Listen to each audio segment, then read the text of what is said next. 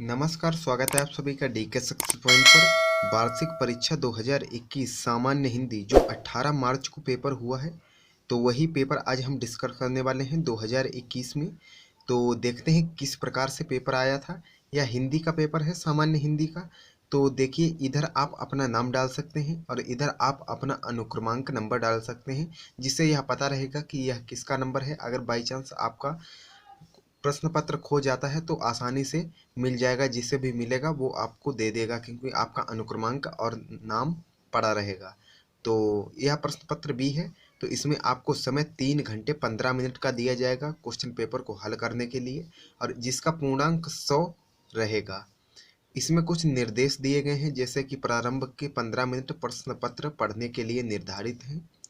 दूसरा है, निम्नलिखित अब प्रश्न शुरू होंगे। निम्नलिखित में से किन्हीं विकल्प का चयन कीजिए। जैसे कि का है, भारत वर्षोन्नति कैसे हो सकती है, हिंदी गद्य की विधा है। तो हिंदी गद्य की विधा है, तो भारतवर्ष की उन्नति कैसे हो सकती है, तो यह क्या है। तो इसमें पूछा है यह क्या है, उपन्यास है, आलोचना है, नाटक है या निबंध है।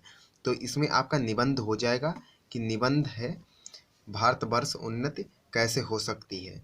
इसके साथ ही खा नंबर है। खा नंबर है, मधुआ कहानी के रचनाकार कौन है। मधुआ कहानी के रचनाकार कौन है, तो वह आपको बताना है कि मधुआ कहानी के रचनाकार कौन है। तो इसके रचनाकार जयशंकर प्रसाद जी हैं। जयशंकर प्रसाद जी मधुआ कहानी के रचनाकार हैं। इसके साथ ही गा क्वेश्चन नंबर है, गा, निम्नलिखित में से कौन पत्रिका नहीं है। अर्थात निम्नलिखित में से कौन पत्रिका नहीं है। इंदु, सरस्वती, आनंद कंदामिनी या भारत दुर्दशा। आपको 4 ऑप्शन दिए गए हैं। 4 ऑप्शन में से आपको बताना है निम्नलिखित में से कौन पत्रिका नहीं है। तो भारत दुर्दशा पत्रिका नहीं है, यह एक नाटक है।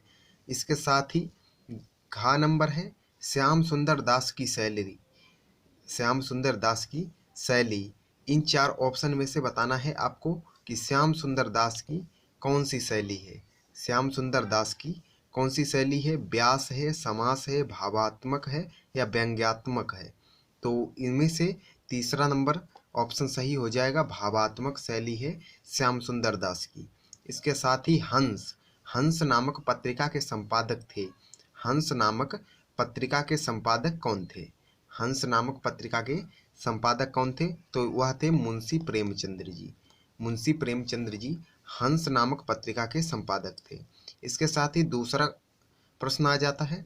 दूसरा प्रश्न आ जाता है, निम्नलिखित में से सही विकल्प का चयन कीजिए। तो इसका का नंबर है, कृष्ण काव्य धारा के प्रतिनिधि कवि हैं। कृष्ण काव्य धारा के प्रतिनिधि कवि कौन है। मीरा, रसखान, परमानंद दास या सूरदास। परमानंद दास या सूरदास। तो इस क्वेश्चन का आंसर हो जाएगा चौथे नंबर का ऑप्शन, सूरदास जी। सूरदास जी कृष्ण काव्य धारा के प्रतिनिधि थे। इसके साथ ही कौन सा ग्रंथ भक्तिकाल का है। कौन सा ग्रंथ भक्तिकाल का है, खा नंबर है। तो इसमें पृथ्वी रास रासो, साकेत, कामायनी या विनय पत्रिका। तो इन चारों ऑप्शन में से आपको बताना है कि कौन सा ग्रंथ भक्ति काल का है। तो यह विनय पत्रिका भक्ति काल का ग्रंथ है। विनय पत्रिका भक्ति काल का ग्रंथ है। इसके साथ ही गा नंबर है। गा नंबर है, खड़ी बोली का प्रथम महाकाव्य। खड़ी बोली का प्रथम महाकाव्य कौन है। वैदेही, वनवास, प्रिय प्रवास, साकेत या कामायनी। इन चारों ऑप्शन में से आपको बताना है कि खड़ी बोली का प्रथम महाकाव्य कौन सा है। तो आपको इनमें से बताना है। तो प्रिय प्रवास, प्रिय प्रवास खड़ी बोली का प्रथम महाकाव्य है। इसके साथ ही घा नंबर, घा नंबर, विनय पत्रिका किस भाषा में की कृति है। विनय पत्रिका किस भाषा की कृति है, अर्थात किस भाषा में लिखी गई है यह विनय पत्रिका। तो विनय पत्रिका ब्रज भाषा में लिखी गई है। ब्रज भाषा में विनय पत्रिका लिखी गई है। अब रहा क्वेश्चन है, ना क्वेश्चन है, कबीर के दोहों को नाम से जाना जाता है। अर्थात कबीर के दोहों को किस नाम से जाना जाता है। कबीर के दोहों को किस नाम से जाना जाता है, तो वह साखी नाम से जाना जाता है। साखी नाम से जाना जाता है। तीसरा नंबर क्वेश्चन है, दिए गए गद्यांश पर आधारित निम्नलिखित प्रश्नों के उत्तर दीजिए। तो यह गद्यांश दिए गए हैं, इनमें से किसी एक गद्यांश का उत्तर देना है, संदर्भ सहित व्याख्या करनी है और यह रेखांकित अंश की व्याख्या करनी है और संदर्भ लिखना है। तो यह कर सकते हैं आप, या इसके आगे जैसे कि ये पीटीओ लिखा है तो इसके आगे हम पेज पलटेंगे। जैसे कि तीसरे प्रश्न के ये प्रश्न लिखे हुए हैं, तीसरे गद्यांश के उपर्युक्त गद्यांश का संदर्भ लिखिए। महाराजा अंशुमाली किसे कहा गया है? रेखांकित अंश की व्याख्या कीजिए। रात निरुपाय होकर क्यों भाग चली? प्रातःकालीन संध्या से आप क्या समझते हैं? यह आप कर सकते हैं, या अथवा में ये है तो आप इसे कर सकते हैं। इसके ये प्रश्न रखे हैं और इसके साथ ही अब पद्यांश पूछे गए हैं। चौथा प्रश्न है, दिए गए पद्यांश पर आधारित निम्नलिखित प्रश्नों के उत्तर दीजिए। तो यह पद्यांश दिए गए हैं, ये 2 लाइनें लिखी गई हैं और इसमें यह रेखांकित है, दुर्लभ हरि दीदार। तो इसमें से आप यह पद्यांश कर सकते हैं, इसकी संदर्भ सहित व्याख्या कर सकते हैं। इसके साथ ही अगर यह ना करना चाहें तो आप अथवा में लिखा हुआ है ये, तो आप इसे कर सकते हैं। इसके प्रश्न ये हैं, ठीक है। तो अब पांचवा प्रश्न आ जाता है, निम्नलिखित में से किसी एक लेखक का साहित्यिक परिचय देते हुए उनकी प्रमुख रचनाएं लिखिए। अधिकतम शब्द 80, अर्थात आप 80-90 कर सकते हैं या 70 से 90 तक आप कर सकते हैं, आपको पूरे नंबर मिल जाएंगे। तो इसके साथ ही आप इसमें से 3 ऑप्शन दिए गए हैं, भारतेंदु हरिश्चंद्र, सरदार पूर्ण सिंह और राहुल संकृत्यायन का आप साहित्यिक परिचय देते हुए उनकी रचनाएं लिख सकते हैं। जैसे कि 3+2 लिखा हुआ है, अर्थात 3 नंबर में आपको साहित्यिक परिचय पूछा गया है और 2 नंबर में आपको रचनाएं पूछी गई हैं। तो आप यदि केवल साहित्यिक परिचय लिखते हैं तो आपको सिर्फ 3 नंबर दिए जाएंगे। यदि आप दोनों लिखते हैं, रचनाएं और साहित्यिक परिचय दोनों लिखते हैं, तो आपको दोनों नंबर रचनाओं के मिल जाएंगे, आपको पूरे 5 नंबर दिए जाएंगे। इसी प्रकार से खा नंबर है, निम्नलिखित में से किसी एक कवि का साहित्यिक परिचय देते हुए उनकी प्रमुख कृतियों का उल्लेख कीजिए। अधिकतम शब्द 80। तो इसमें भी आपको 3 ऑप्शन दिए गए हैं, जैसे कि सूरदास, गोस्वामी तुलसीदास और महाकवि भूषण। इनमें से आप किसी एक कवि का साहित्यिक परिचय और उसकी रचनाएं लिख सकते हैं। अब आगे बढ़ते हैं प्रश्न नंबर 6 की तरफ। प्रश्न नंबर 6 है, कथानक के आधार पर बलिदान अथवा समय कहानी की समीक्षा कीजिए। यदि आप इन दोनों में से नहीं करना चाहते तो आप अथवा में लिखा हुआ है कि आकाशदीप कहानी की स्त्री पात्र चंपा के चरित्र की विशेषता लिखिए। अधिकतम शब्द 80 हैं और यह 5 अंक में पूछा गया है। इसके साथ ही 7वां प्रश्न है, गरुड़ ध्वज नाटक की विशेषता पर प्रकाश डालिए। यदि आप इसे नहीं करना चाहते तो अथवा में लिखा है, गरुड़ ध्वज नाटक की नायिका बसंती की चारित्रिक विशेषताओं का उल्लेख कीजिए। अधिकतम शब्द 80। तो यह भी आपको 5 अंक में पूछा गया है। इसके बाद में आपको 8वां प्रश्न मिल जाएगा, खंड खा। इधर से शुरू होता है खंड खा और यहाँ से 8वां प्रश्न है का, जिसका नंबर है, निम्नलिखित संस्कृत गद्यांशों में से किसी एक का संदर्भ सहित हिंदी में अनुवाद कीजिए। अर्थात इसका संदर्भ लिखना है कि किस पाठ से लिया गया है और इसका लेखक कौन है। इसके बाद में इसका हिंदी में अनुवाद करना है, जो कि आपका 7 नंबर में पूछा गया है। यदि आप इसका इधर तक कर सकते हैं, संदर्भ सहित व्याख्या, संदर्भ सहित हिंदी अनुवाद, या आप इसे न करना चाहें तो आप इसे कर सकते हैं। अथवा में लिखा हुआ है इधर से इधर तक। इसके साथ ही खा नंबर है, निम्नलिखित संस्कृत पद्यांशों में से किसी एक का संदर्भ सहित हिंदी में अनुवाद कीजिए। आप यहाँ से यहाँ तक कर सकते हैं। यदि आप इसे नहीं करना चाहते तो अथवा में लिखा हुआ है, आप यहाँ से यहाँ तक कर सकते हैं, इसका संदर्भ सहित हिंदी अनुवाद। इसके साथ ही 9वां क्वेश्चन है, निम्नलिखित मुहावरों एवं लोकोक्तियों में से किसी एक का अर्थ लिखकर वाक्य में प्रयोग कीजिए।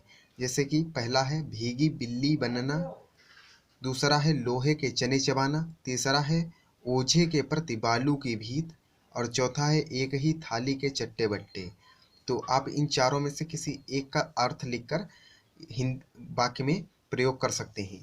इसके साथ ही 10वां प्रश्न है, जिसका का नंबर है, निम्नलिखित शब्दों के संधि विच्छेद के सही विकल्प का चयन कीजिए। जैसे पहला है उपेंद्र, उपेंद्र, इसका संधि विच्छेद क्या होगा? जैसे उपे प्लस इंद्र, उप प्लस इंद्र, और सा है उप प्लस इंद्र, और दा है उप प्लस इंद्र। तो इन चारों में से आपको बताना है कि उपेंद्र का संधि विच्छेद क्या होगा। इसी तरीके से दूसरा है सायक। सायक का संधि विच्छेद आपको पूछा गया है। इसके साथ ही तीसरा है आपको लाकार का संधि विच्छेद पूछा गया है। अब चौथी तरफ बढ़ते हैं। अब खा नंबर है। खा नंबर का पहला है नामाभ्य में विभक्ति और वचन हैं, अर्थात इनमें आपको चुनना है कि नाभाम्य में कौन सा वचन है और कौन सी विभक्ति है। इसका दूसरा प्रश्न है आत्मेन में विभक्ति और वचन चुनना। इसके साथ ही 11वां प्रश्न है 11वां प्रश्न का है निम्नलिखित शब्द युग्मों का सही अर्थ चयन करके लिखिए। जलज, जलद, इनमें से किसका होगा? बादल और कमल, कमल और बादल, कमल और तालाब, तालाब और कमल। इसी प्रकार से अम्ब, अम्भ, इनमें से आपको सही इनका अर्थ चुनकर लिखना है। इसके साथ ही खा प्रश्न है निम्नलिखित शब्दों में से किसी एक का शब्द के दो अर्थ लिखिए, जैसे कि खल, उत्तर, कुल। इसी के साथ ही गा प्रश्न है निम्नलिखित वाक्यों के लिए एक शब्द का चयन करके लिखिए, जैसे कि पहला है जिसके शत्रु का जन्म ही न हुआ हो। जिसके शत्रु का जन्म ही न हुआ हो तो उसे अजत शत्रु कहेंगे। इसके साथ ही जिसे अपने कर्तव्य का बोध हो, जिसे अपने कर्तव्य का बोध हो, तो इनमें से 4 ऑप्शन में से आपको सही लिखना है। इसके साथ ही घा नंबर है निम्नलिखित में से किन्हीं 2 वाक्यों को शुद्ध करके लिखिए, जैसे कि अब चल लेना चाहिए, 2 2 4 होता है, मुझे 30 रुपया चाहिए, सीता गुणवान स्त्री है। तो इस प्रकार से आप इनमें से सही 2 वाक्यों को शुद्ध करके लिख सकते हैं। और अब 12वां क्वेश्चन देखते हैं कि वीर रस अथवा शांत रस के स्थायी भाव के साथ उसकी परिभाषा उदाहरण सहित लिखिए। यह 2 नंबर में पूछा गया है। गा नंबर है अनुप्रास अथवा श्लेष अलंकार का लक्षण उदाहरण सहित लिखिए। तो यह भी आपका 2 नंबर में पूछा गया है। और इसी के साथ ही गा नंबर है चौपाई अथवा रोला छंद का लक्षण एवं उदाहरण लिखिए। यह भी 2 नंबर में पूछा गया है। अब 13वां प्रश्न है अपने क्षेत्र में प्रदूषण से उत्पन्न स्थिति का वर्णन करते हुए किसी दैनिक समाचार पत्र के संपादक को एक पत्र लिखिए, अर्थात पत्र लिखना पूछा गया है, जो कि आपका 6 नंबर में पूछा गया है। इसके साथ ही अगर आप इसे नहीं लिखना चाहते तो आप इसे लिख सकते हैं। अथवा में लिखा हुआ है अपने जनपद के किसी विद्यालय में शिक्षक के रूप में कार्य करने के लिए, अर्थात पढ़ाने के लिए विद्यालय प्रबंधक के नाम अपना आवेदन पत्र लिखिए। इसके साथ ही 14वां प्रश्न है, जो कि इस प्रश्न पत्र का लास्ट प्रश्न है। 11वीं की परीक्षा में हिंदी, सामान्य हिंदी के पेपर में कुल 14 प्रश्न पूछे जाते हैं, जो कि इसका लास्ट प्रश्न है। निम्नलिखित विषयों में से किसी एक पर अपनी भाषा शैली में निबंध लिखिए, जैसे कि पहला है आतंकवाद समस्या और समाधान, दूसरा है जनसंख्या वृद्धि की समस्या, तीसरा है पर्यावरण प्रदूषण समस्या और समाधान, 14 है भारत में कंप्यूटर का महत्व। तो इस प्रकार से प्रश्न पत्र आया था 2021 18 अक्टूबर को 18 मार्च को 2021 में। तो इस प्रकार से आप देख सकते हैं कि 11वीं की परीक्षा का प्रश्न पत्र था। यदि आप और भी प्रश्न पत्र पाना चाहते हैं या आप 9th high school first year inter के छात्र हैं और आप हमारे चैनल के माध्यम से अपनी पढ़ाई को एक अच्छी दिशा देना चाहते हैं, तो आप हमारे चैनल को सब्सक्राइब कर लीजिए, बेल आइकन को प्रेस कर दीजिए, जिससे हमारी नई आने वाली वीडियो की अपडेट आपको मिल जाएगी। अपने दोस्तों के पास शेयर नहीं किया है तो शेयर कर दीजिए। यदि आपको इस प्रश्न पत्र का पूरा हल चाहिए तो आप कमेंट में लिख कर दे दीजिएगा, मैं आपको पूरा इसका हल बता दूंगा। और भी जो भी 11वीं के पेपर होने वाले हैं तो उनका भी इस पर मैं पूरी तरीके से हल सहित आपको दिखाने वाला हूं। आप उन्हें देखकर चेक कर सकते हैं कि आपके कितने कितने सही प्रश्न हुए हैं, और आपके हाई स्कूल और इंटर के प्रश्न पत्र भी पूरे हल सहित बताए जाएंगे। तो इसलिए आप हमारे चैनल को सब्सक्राइब कर लीजिए, बेल आइकन को प्रेस कर दीजिए, और मिलते हैं नेक्स्ट वीडियो में। तब तक के लिए जय हिंद, जय भारत, वंदे मातरम।